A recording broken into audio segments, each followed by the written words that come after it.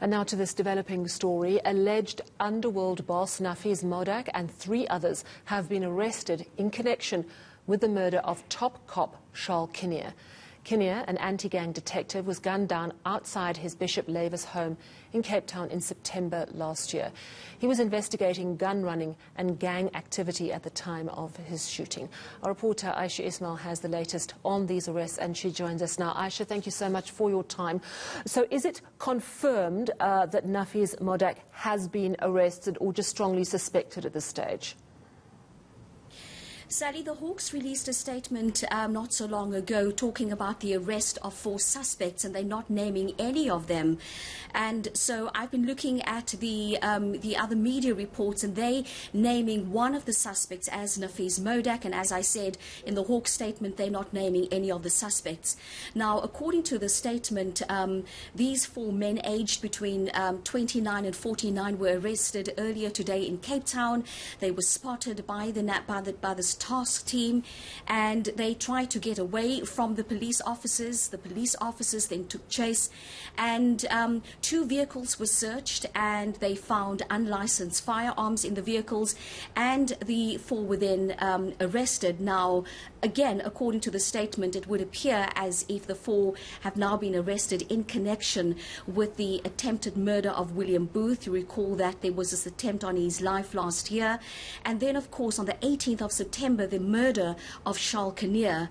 The National Police Minister, has welcomed these arrests, and the 4 men are expected to appear in court on Monday, and it's expected that they will be facing charges of attempted murder, conspiracy to commit murder, and extortion as well. So, I mean, this is a real breakthrough at last, it has to be said, because in the 7 or so months since Charl Kinnear was gunned down outside his home, there has been very little movement on this case, just the arrest, of course, of Charl Kinnear, who we understand was tasked with what they call geolocating or pinging his phone. Just tell us about the latest around Charl Kinnear. So at the moment, Charl Kinnear, as you point out, is still the only person charged in the court in connection with the death of Charl Kinnear. But it's also been said in court that that he was not the shooter. He was the person who pinged Charl Kinnear's phone in order to locate his whereabouts. So it's going to be interesting to see when Charl Kinnear appears in court again on the 25th of May, whether he will be joined by these 4 suspects that were arrested today.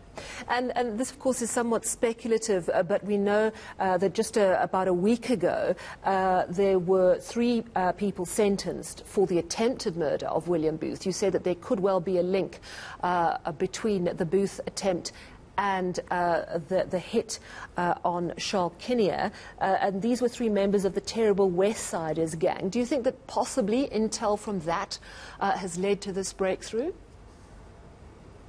Sally, I can't confirm that. I'm not sure if there is a link, but as you say, it's interesting that these arrests have come so soon after those 3 people were sentenced last week. I guess we'll have to wait until Monday when these 4 suspects appear in court in Cape Town to find out exactly and confirm who they are and how they are going to be linked to the 2 cases. Absolutely.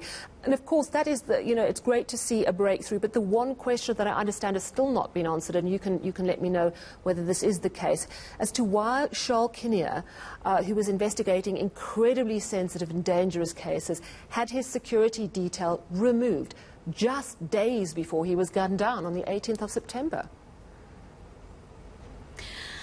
Sally, you will recall that Charl Kinnear's widow, Nicolette Kinnear, actually went to Parliament to find out and to get answers about that. Unfortunately, I'm not able to give you that information as to what came out of that investigation.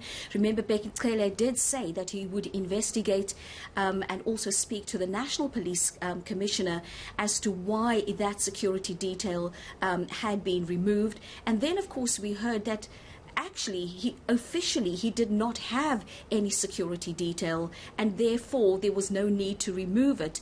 And the people that had been protecting him at the time were members from the AGU, and they were not officially assigned to protect him. But it's all just, you know, a bit dear makar in the South African police services as to, you know, who's protecting who's spying on who.